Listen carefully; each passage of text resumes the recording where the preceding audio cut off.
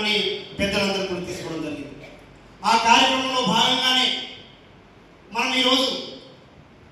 రాష్ట్ర పిసిసి అధ్యక్షులు మహేష్ కుమార్ గౌడ్ గారి సూచన మేరకు, అదేవిధంగా మన రాష్ట్ర ఇన్ఛార్జ్ అయినటువంటి మీనాక్షి నటరాజన్ గారు, మనం అందరం చూసాం. మీనాక్షి నటరాజన్ గారు మనకి ఇన్ఛార్జ్గా వచ్చినప్పుడు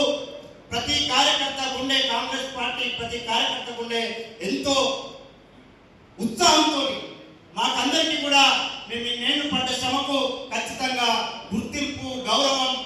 ఆత్మగౌరవం దొరుకుతాయని చెప్పేసి మీనాక్షి నటరాజన్ గారు రాగానే అందరూ కూడా మనస్ఫూర్తిగా చాలా సంతోషం వ్యక్తం చేశారు. అట్లా మీనాక్షి నటరాజన్ గారి ఆదేశాల మేరకు, గౌరవ ముఖ్యమంత్రి వర్యులు రేవంత్ రెడ్డి అన్న గారి ఆదేశాల మేరకు, ఉప ముఖ్యమంత్రి మల్లు భట్టి విక్రమార్క గారి ఆదేశాల మేరకు ఈ కార్యక్రమాన్ని మనం, అదేవిధంగా ఈ మొత్తం కార్యక్రమాన్ని మన రాష్ట్రంలో పర్యవేక్షిస్తున్నటువంటి యువ నాయకులు, పెద్దలు, సిడబ్ల్యూసి సభ్యులు వంశీచంద్ర రెడ్డి గారి ఆదేశాల మేరకు మనం అందరం కూడా ఈ కార్యక్రమాన్ని నిర్వహించుకుంటూ జరుగుతాం. ముఖ్యంగా ఒకసారి స్లైడ్స్ దయచేసి మిత్రులు స్లైడ్స్ చూడండి. జై బాపు అనే నినాదం వెనుక మహాత్మా గాంధీ గారు 1924లో అఖిల భారత కాంగ్రెస్ కమిటీ 39వ సమావేశాల్లో కర్ణాటక రాష్ట్రంలోని బెళగావిలో ఏఐసిసి అధ్యక్షులుగా, అంటే ఇప్పుడు మల్లికార్జున ఖర్గే గారికి అధ్యక్షులుగా మనకున్నారో ఆ రకంగా ఆనాడు మహాత్మా గాంధీ గారు ఏఐసిసి అధ్యక్షులుగా అయిన సందర్భాన్ని పురస్కరించుకొని గత 2024 డిసెంబర్ చివరి వారంలో మళ్ళీ కర్ణాటకలోనే బెళగావిలో నవసత్యాగ్రహ పేరు మీద గాంధీ గారు ఏఐసిసి బాధ్యతలు తీసుకొని 100 సంవత్సరాలు పూర్తయిన సందర్భంగా నవసత్యాగ్రహ కార్యక్రమాన్ని తీసుకోవడం జరిగింది. అంటే 100 సంవత్సరాలు తర్వాత మహాత్మా గాంధీ గారి ఆలోచనలు, ఆశయాలను, తన సిద్ధాంతమైన సత్యం, అహింస అనే సిద్ధాంతాలని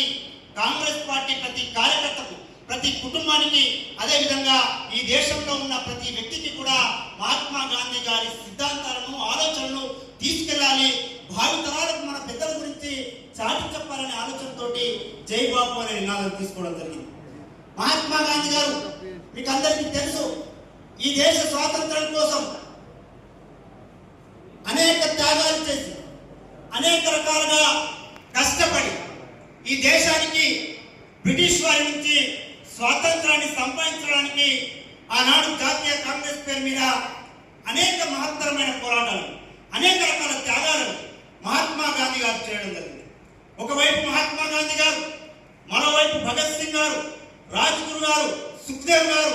నేతాజీ సుభాష్ చంద్రబోస్ గారు, నెహ్రూ గారు, బాబాసాహెబ్ అంబేద్కర్ గారు, సర్దార్ వల్లభాయ్ పటేల్ గారు, అష్ఫాకుల్లా ఖాన్ గారు, ఇలా అనేక మంది మహానుభావులు వాళ్ళ జీవితాలను, వాళ్ళ కుటుంబాలను త్యాగం చేసి మనందరి కోసం, మన స్వేచ్ఛ కోసం వాళ్ళందరూ త్యాగం చేస్తే ఈరోజు మనం అందరం కూడా ఇంత స్వేచ్ఛగా ఆదిలాబాద్ నడి గడ్డన ఇవాళ మనం ఈ సమావేశం ఏర్పాటు చేసుకొని ఇంత స్వేచ్ఛగా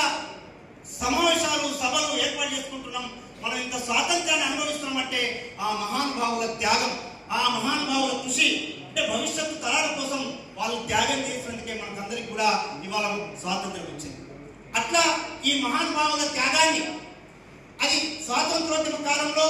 జాతీయ కాంగ్రెస్ ప్రధానంగా నాయకత్వం వహించింది. ఇవాళ ఎవరైతే మేమే నిజమైన దేశభక్తులమని గొప్పలు చెప్పుకుంటూ కేవలం నరేంద్ర మోడీ, అమిత్ షాల